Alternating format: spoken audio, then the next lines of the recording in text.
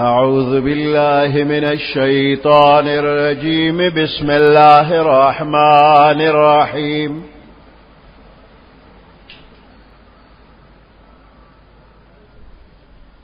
وأنكحوا الأيام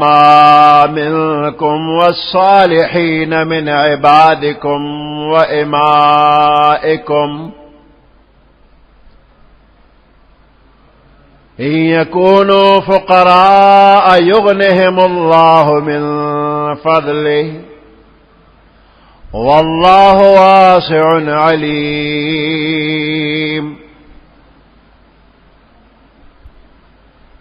وليستعفف الذين لا يجدون نكاحا حتى يغنيهم الله من فضله والذين يبتغون الكتاب مما ملكت أيمانكم فكاتبوهم إن علمتم فيه خيرا وآتوهم مما لله الذي آتاكم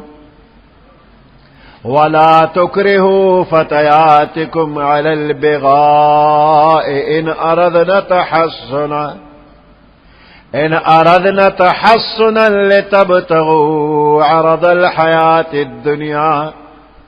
ومن يكرههن فإن الله من بعد إكراههن غفور رحيم. ولقد أنزلنا إليكم آيات مبينات ومثلا من الذين خلوا من قبلكم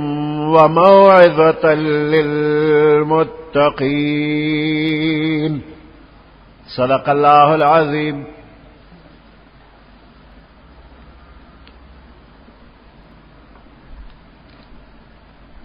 سورة النور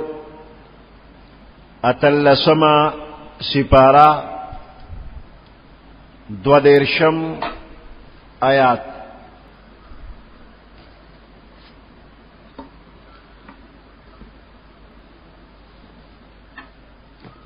وَأَنْكِحُوا الْأَيَامَ مِنْكُمْ.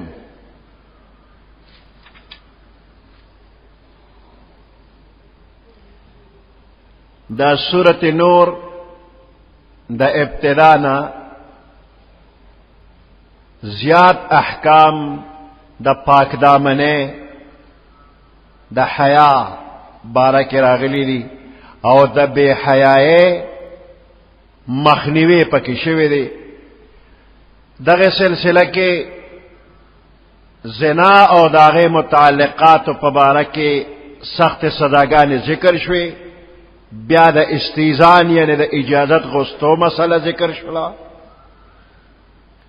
دا زنانو دا پردے حکم ذکر شو. کہ دا تمام احکام پا اعتدال راشی. دا انسان فطری جذبات او خواہشات ہمشتا. ہر انسان فطری جذبات خواہشات لری. نو که شریعت دا ہر طرف نہ پابندیاں نے اولے گئی نو دا دی انسان دا خواہشات و امس لار پکار دا. نو دین اسلام دا سے سخت دین نہ دے کہ دا ہر طرف نہ انسان مجبور کی بلکہ دے کہ نرمی ہو مشتا. کمزے کی چھ دا ناجائز تعلقاتو نا پسختے سر منع شوی دا نو پا اغدے کہ دا انسان دا فطری جذباتو او دا خواہشاتو خیال ساتلی شوی دی او یو صحیح لار خودلی شوی دا او دا بقای انسانی دا پارا عقلی او شرعی تقاضی پورا کولو سا حدود او مقرر شوی دی او دق حدودو تا او دغه رعایت تا په شریعت کې نکاح وای. فانکحو نکاح کے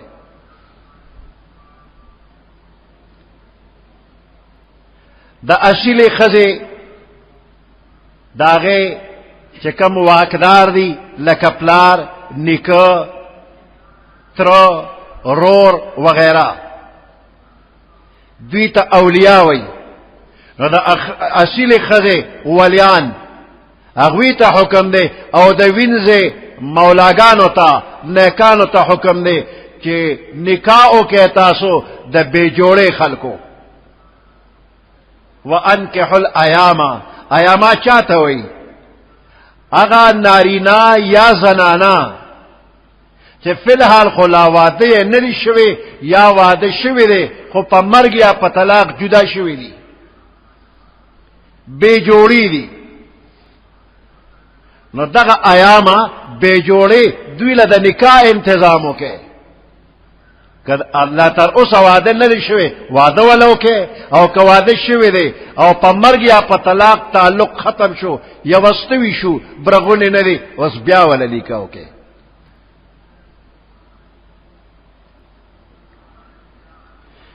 آیات کے طرز خطاب نہ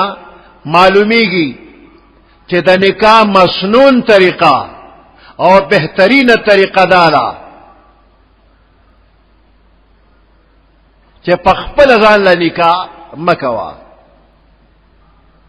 بلکې د مشرانو په ذریعہ باندې ځان له نکاح وکا پخپل نه د مشرانو په ذریعہ باندې وکا پخپل مکوا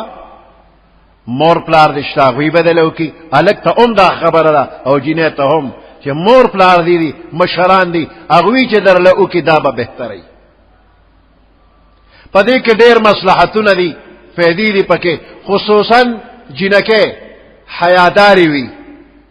نو دوی خبره قدرې نشي کوله نو مشران به ولا مناسب زه وګوري او چې یو جنې پخپل باندې ځان له انتخاب کوي او د مور پلار د رائے خیال نه ساتي نو دې کې بے حیايي راځي پدې کې د بے حیايي لارې کولاويږي بعض روایاتو د احادیثو کې زنانه د خپل بلا واسطه نکاح نه منع کړی شوی ده په اذن د ولی باندې نکاح کوي امام شافعی رحمت الله علیه وی چې کومه زنانه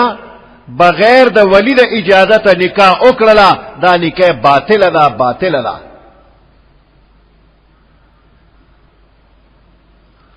امام ابو حنیفه رحمت الله علیه او بعض نور امامان هغوی وی نکاح شوی ده خو خلاف سنت ده چې جنې په خپل ځان له نکاح تنظیم کوي د مور پلار رائے ته نه ګوري نو نکاح شوی ده خو خلاف سنت ده موجب ملامت ده دا به ملامت وي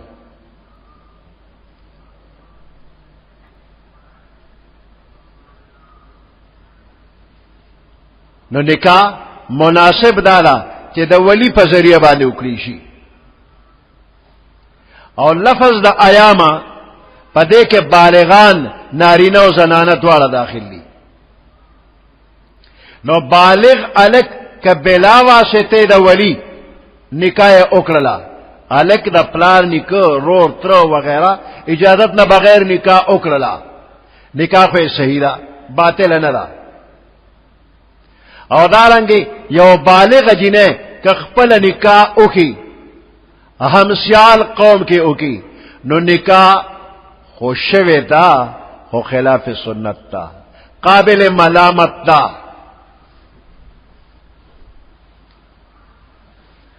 اوس نکاح کوي دا فرض دي که واجب دي که سنت دي که مستحب دي نکاح کول څنګه دي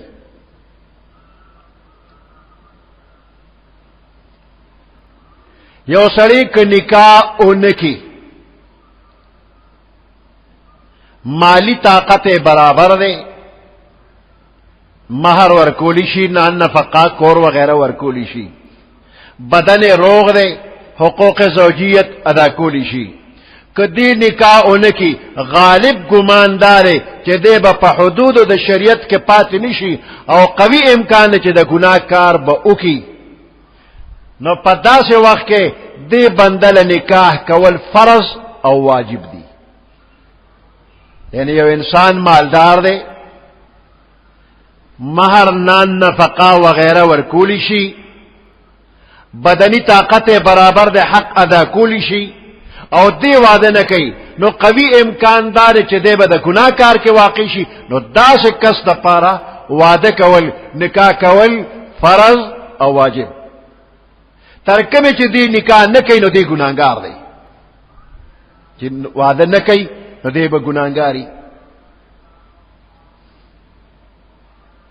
ها کله نکاح وسایل موجود نو یا مناسب زنانه نه ملاوي دلا یا د سره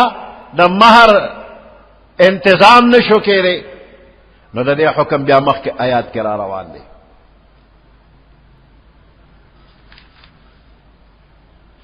نو فی الحال دا بنده صبر کوي که یو سړی داسې دی چې بدن برابر دی بدنی طاقت برابر دی خو مال کم دی مہر وغیرہ نشي ورکولی نو کدی نکاح نه کوي نو ګناه کې واقع کیږي اوس دې مجبور دی مال وسره نشتا نو دې روجي نیول شروع کی پر لپسې روجي دی نسی نو دغه به گزاره روانه یو صحابي راغی پیغمبر علیه السلام لا نو پیغمبر علیه السلام ته تپوس کوي ستا بیبي شتا وینا وی شرعی وینځه شتا وینا وی وس نکیږي مالدارې ویل او پیغمبر علیه السلام وی بیا خو ته د شیطان روري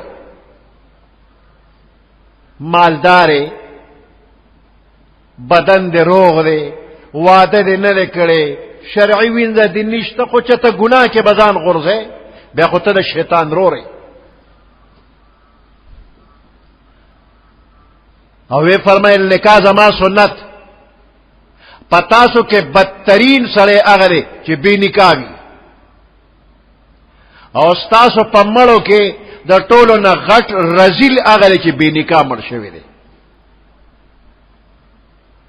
اوس دا روایت جمهور فقها په دې حمل کوي چې د دې سړي حال پیغمبر علیه السلام ته معلومو چې دې نکاح اونکې نو صبر به اونکړي شي د ګناه کار کې به واقع شي نو دته دا دومره سخت خبره وکړلې احادیثو کې راغلي دي چې بې نکاح ګرځېدل په سختۍ سره منع کړی شوي دي بې نکاح به نه ګرځې خامخا ځان له د نکاح انتظام وکړه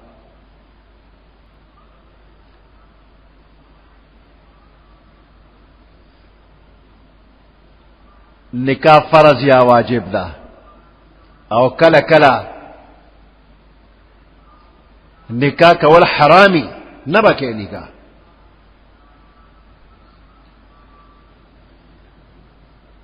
کله به نکاح نه کې یو سړی دی چې هغه د حقوق زوجیت ادا کولو باندې قادر نه دی بدن کې دومره کمزوري ده چې هغه حقوق زوجیت نشي ادا کولی اول لزان له علاج معالجه وکي که خوش خوځه ټیک شولا او که خنه شو نه دې تر مرګ پورې د واده نوم نالي پر دې لور خور دې اساس وړاندینا دل واده کول حرام نمبر 2 یو سړی دی بدنی طاقت برابر دی حقوق زوجیت ادا کولی شي او مالدار هم دی خو مزاج داسې چې کور تراشي نو بس مړې د بریتو نیولې دي کوتک پلاس او هر وخت والته کول کوي ظالم دی پر دې لور خور به اسی وای ټکای نو چې د دنه د ظلم امکان قوی دی چې دی په زنانه ظلم کوي نو دا سړی دی نکاح نه کوي د حرام ظالم کیږي نه پر دې لور خور دې اسی به سوي ټکای نه اوس پاتې شو داسې بندیان چې هغه په اعتدال کې دي که نکاح نه کوي د ګناه قوي امکان نشتا که نکاح کوي هم د ګناه قوي امکان نشتا که نکاح کوي او که نه کوي په ګناه کې د واقع کېدو قوي امکان نشتا نو داسې وخت کې نکاح کول بهتر دي او کنه نفل عبادات کول بهتر دي چې نکاح نکې او نفلونو لري زور کوي دا بهتر دی او کنه نکاح او کې دا به بهتري امام ابو حنیفه رحمت الله علیه په نسبانه د نفلی عبادتنا نکاح کول افضل لی نکاح او کا نفلونه بم کې نو دا نکاح افضل ده امام شافعی رحمت الله علیه نکاح پرې د نفلونو لزور ورکا وای دا افضل دی امام شافعی صاحب او امام صاحب ترمنځ د اختلاف وجه هغه دا چې نکاح په اعتبار د ذات سره یو مباح کار دی نکاح د ذات په اعتبار یو مباح کار دی لکه خوړل سکل او د کېدل نور ضرورت زندگی پدې کې د عبادت اړخ په نیت باندې پیدا کیږي کتا پکې د عبادت نیت وکړو نو نکاح عبادت کدا عبادت نیت نه کینو یو عام مباح کار دی لکه خوراک سکاک کدا نکاح په وجه د ګنا نه د بچ کېدو نیت ته وکړو عبادت شو کدا نیکانو بچو نیت ته وکړو نو عبادت شو ثواب شو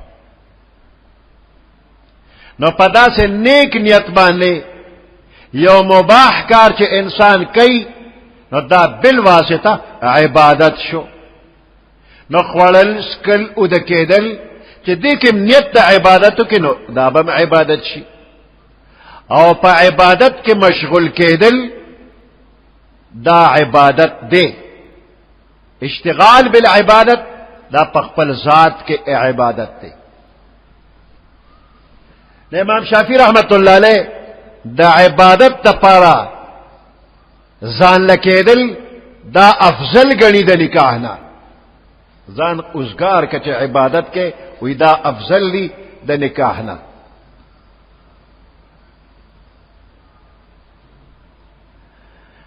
امام ابو حنیفه رحمت الله علیه په نسبانه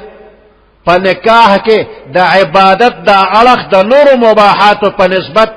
زیات راجح او غالب دی په احادیثو کې د نکاح ته سنت الانبیاء ویل شي او پیغمبر علیہ السلام فرمای ان نکاح من سنتی نکاح زما طریقه ده نو خپل ځان ته ټول پیغمبرانو ته د نکاح نسبت او چې د پیغمبرانو طریقه ده نو دې روایتونه ثابتيږي چې نکاح د عام مباحات په شانت یو مباح نه بلکې سنت الانبیاء او په صرف نیت باندې د عبادت حیثیت پکې نه راځي بلکې دا سنت الانبیاء په حیثیت باندې عبادت دی د پیغمبرانو طریقه ده نو ځکه عبادت دی اوس که څوک دا سوالو کی چې دا خوړل سکل او د کېدل دا خو پیغمبرانو کړی دي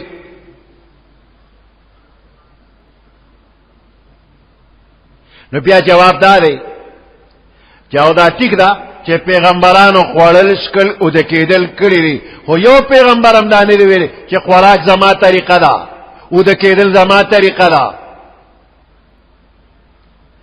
او پیغمبر علیہ السلام فرمای ان نکاح من سنتی نو نکاح ته خپل طریقه ویل را خوراک کا کو د کېدل ته خپل طریقه نه ده ویلې نو دا نکاح دې کې عبادت طرف راجح او غالب دی سنت الانبیاء وتویل شي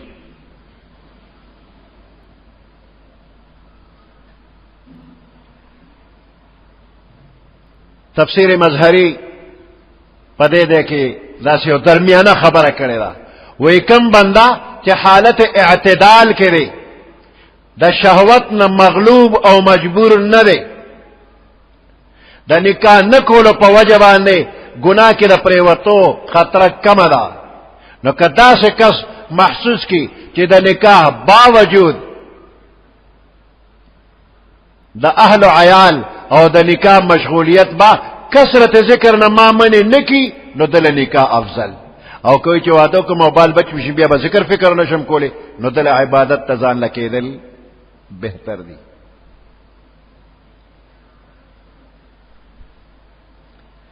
نکاح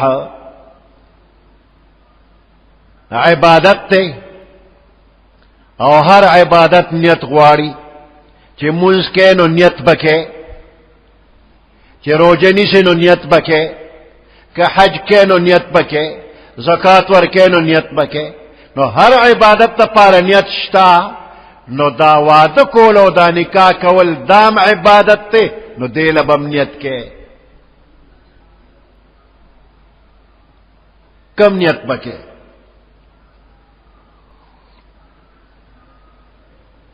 ګڼ نیتونه پکې وکا عمل یو ثواب دې په ګڼ کیږي نیتونه وته ګڼ کا الله حکم کړي فنکحو نکاح وکي نو د واده زلمې د دانیتو کی چې د الله حکم دې چې فنکحو زه د الله حکم منم نو زکه نکاح کوم او دویم نیت دې دو کی چې پیغمبر علیه السلام فرمای ان نکاح من سنتي نکاح زما طریقه ده نو زه د پیغمبر علیه السلام په طریقه باندې عمل کوم دویم نیت بدو کی او دریم نیت دو کا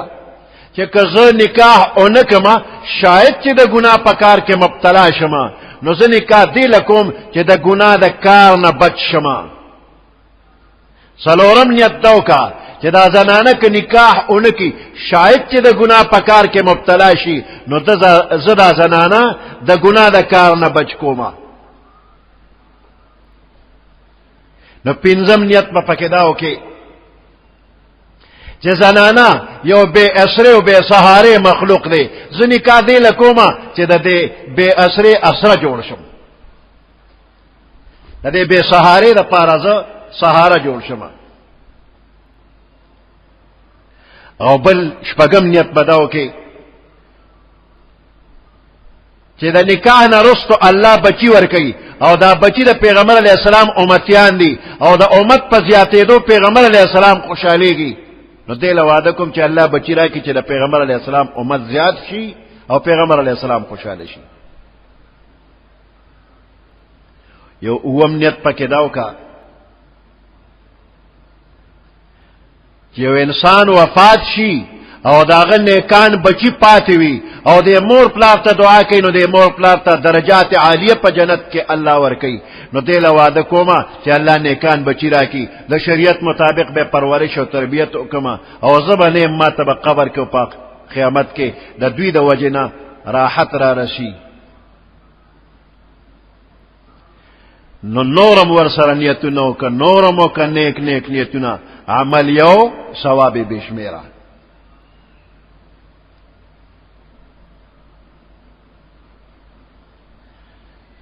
والصالحين من عبادكم وإمائكم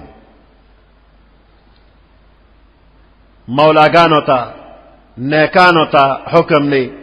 چې تاسو کوم وینځي او غلامان دي او د واده قابلیت پکښتا اغیله ودونو کې نکاح والو کې چې د نکاح صلاحیت او طاقت پکې وي والصالحین د دې دا مطلب شو مہر ورکولی شي حقوق زوجیت ورکولی شي او کدا صالحین د نیک په معنا واغشتي شي نو بیا د دې مطلب دا چې د نکاح اصل مقصد د حرام نه بچ کېدل او دا کار د صالحین دی به هر حال وینځا یا غلام د دوی د پاره د نکاح انتظام مولاګانو له پکار دی چې وکي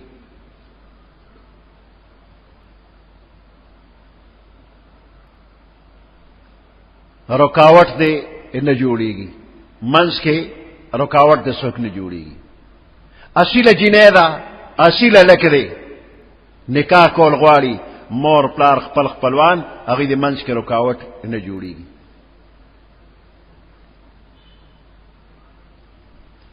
یو کورتا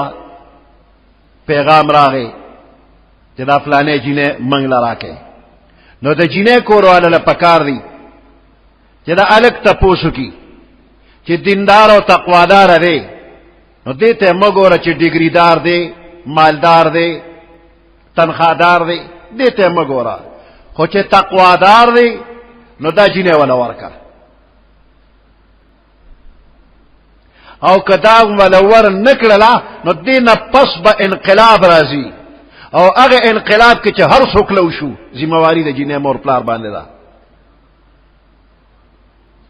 یو لوی فساد به جوړیږي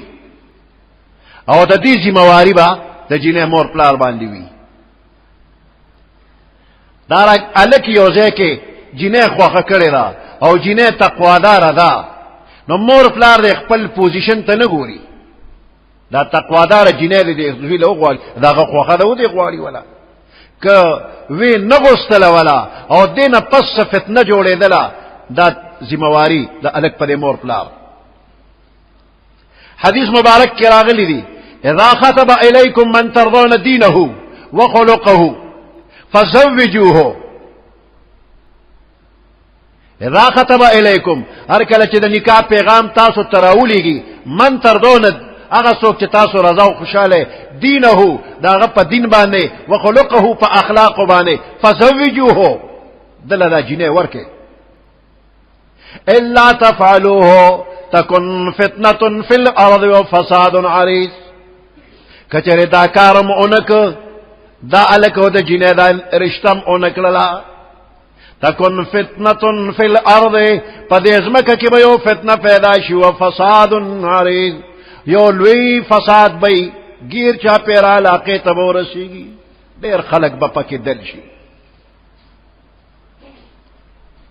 نو دا حالاتو جائزه والا ار طرف تا گورا باز مور پلار پا زد بانیو لگی دا الگ دا طرفا یا دا جنه دا طرفا او پا خپل زد بانی ولاری او رستو بیا خو شرمیگی نو چه دا خدای رسول حکم نمانی نو بیا هم دا شخی ځکه تا ته خو د الله محبوب پیغمبر بیان وکړ چې تا ته یو اخلاقی بنده د نکاح پیغام درولېږي نو فزوجوه اوس چې ته د پیغمبر خبرم نه منې الا تفعلوا تكن فتنه في الارض یا مخسر واسپه فتنه به جوړ شي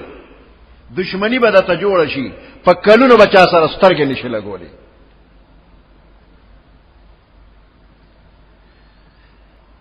د واده فائدې شته که یو سړی غریبي او ته واده وکړه خدای به مالدار کی دا الله وعده ده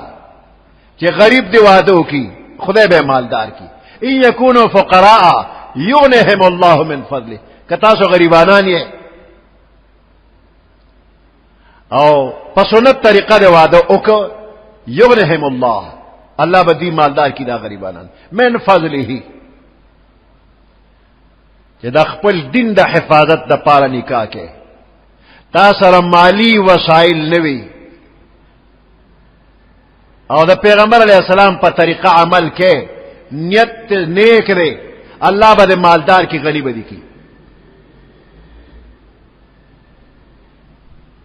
پدې کې هدایت هغه خلکو د پاره دی چې صرف د غریبې د وجه یو رشتہ د فقې نو ورکو غریبانان دي فی الحال غریب دی نو دا رشتے نے انکارو کی عبداللہ ابن عباس رضی اللہ تعالی عنہما فرمائی وی دی آیات کے اللہ طول مسلمانانو تا دا نکاح کولو ترغیب ورکڑی دی کہ آزاد بھی کہ غلام او پا نکاح کولو باندے دا مالدارے وعدہ اللہ کڑی دا ابو بکر صدیق رضی اللہ تعالیٰ عنہ یوزل مسلمانانو ته خطاب کو وی نکاح کوي دا الله حکم اومنه الله چې د مالدارۍ کوم وعده کړی دا الله به هغه پوره کی ان یکونوا فقراء یغنیهم الله عبداللہ ابن مسعود رضی اللہ تعالیٰ عنہ فرمائی کہ مالدارے دل غواړي نو واده وکا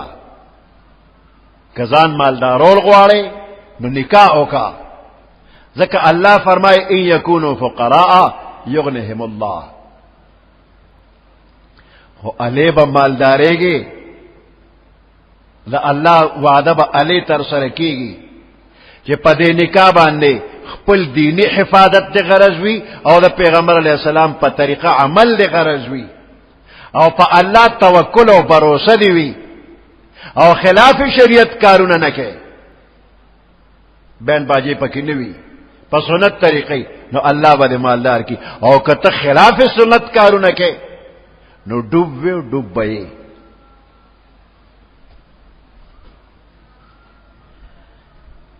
وادن مخک نوجوان او یا رکعت نفل کوي دو اتیا رکعت نفل کوي او یو نوجوان چې هغه واده کړی دی د دو رکعت وکړه د دې واده کړي نوجوان دو رکعت د بے واده او یا رکعتونه افضل یا د دو اتیا رکعتونه افضل دا او یا او د دو اتیا رکعتو دا فرق په حدیث مبارک کې تراغلی دی وی د دې وجه دا ده چې بعض سړی د خپل بیبي ضروری حقوق ادا کوي بس نو د دو رکعاته د بے واده کړي خلکو د او یا رکعاتونه افضل او بعض بنده داسې وي چې د خپل بیبي ضروری حقوق ادا کوي دا غینه علاوه احسان ورسره کوي د دو رکعاته د نور بے واده کړو خلکو د دو اتیا رکعاتونه افضل دي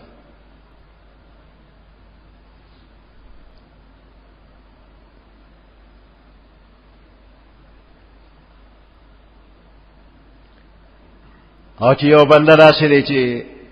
کمزوري دی یا بیماری ده پکې او دې د واده او د نکاح طاقت نه لري پس دې صبر کوي چې مال اسباب په لحاظ باندې د نکاح قدرت نه په نکاح کولو کې خطرې چې دې به د بیبي حق ادا نکړي شي ګناهګار بشي دله پکار دی چې دې صبر کوي او دا الله دا فضل انتظار دی کوي الله به حالات برابر کی او دا صبر دا پاره یو طریقه حدیث کې راغله ده چې دې روزي نيسي ډېر روزي دي نيسي الله به په فضل کی مال بم برابر شي او که بدن کې څه بیماری او غبم ته نوزي د روزو برکت او منو سره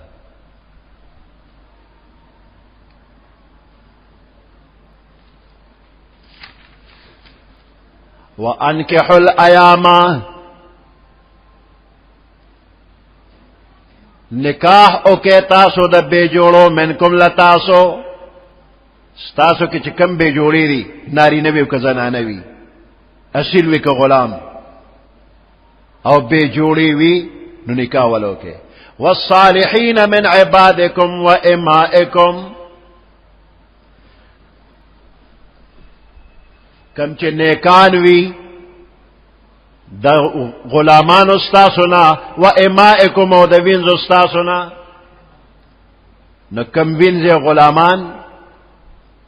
چې صلاحیت د نکاح لري والصالحین من عبادکم صلاحیت لري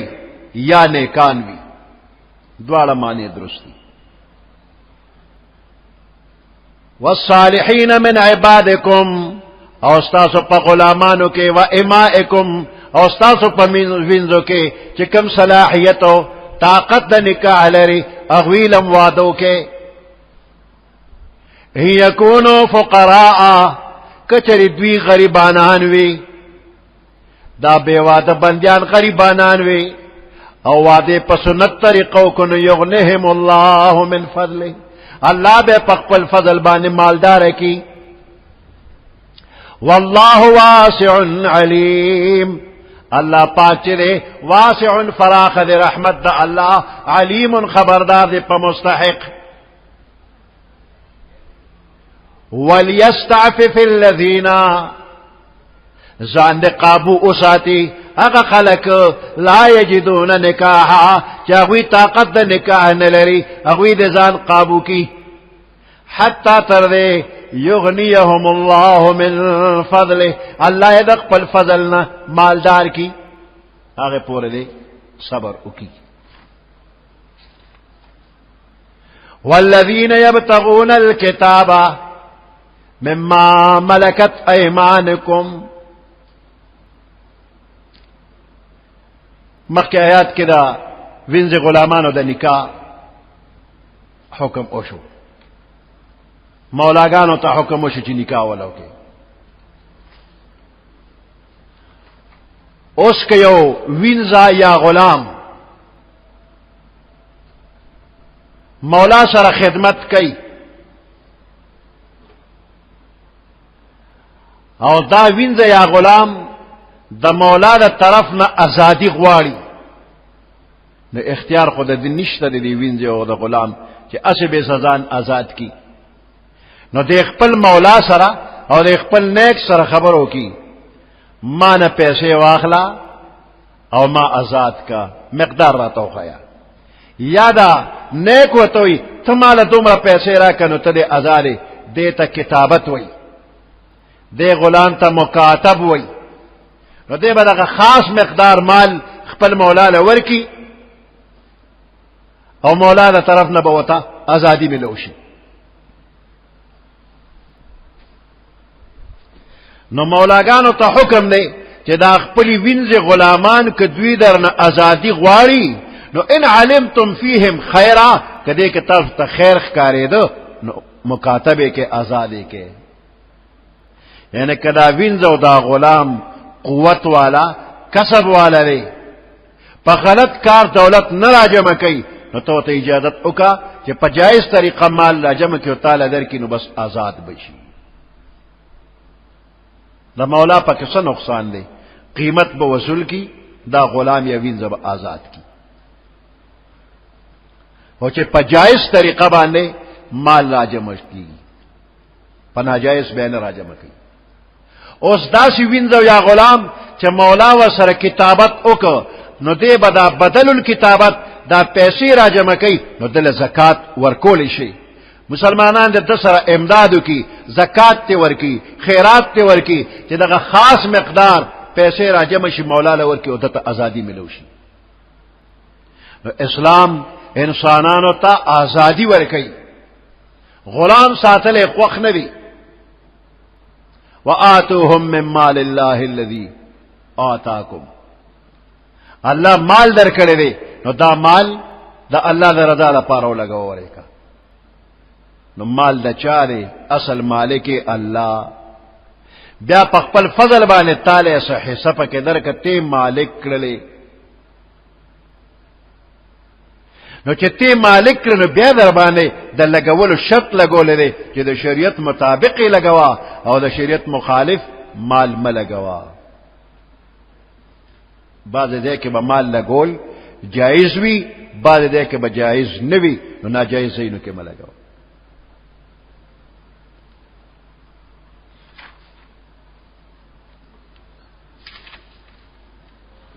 والذین یبتغون الکتاب اغا وینځ غلامان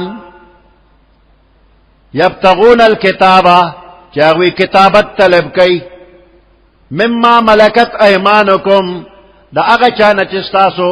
وینځ غلامان وی مالکان وی خلاصو نستاسو یعنی ستاسو وینځ غلامان وی اغوی دنا طلب دا کتابت کئی فکاتبوهم ندوی مکاتب کے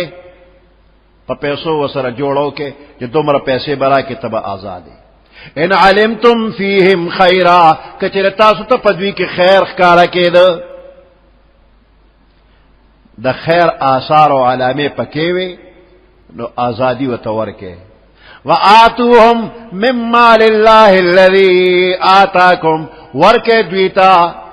دی وینځ غلامانو ته چې مکاتب شوی دی ورکه دویتا من مال الله الذي دا الله دا غمالنا آتاكم چې الله تاسو لدر کړی دی ولا تکرهوا فتياتكم على البغاء د جاهلیت په زمانہ کې بعض مالدار خلکو ناغي به وینځي واغشتلې او بیا به یو ځای کې کینولې وي او خلک براتل او بدکار به کو او پیسې به ورکولې چکلې جوړه کړې و نو خپل وینځي دا به پسینا باندې مجبوری کړی او دا وی په سر به مال ګټو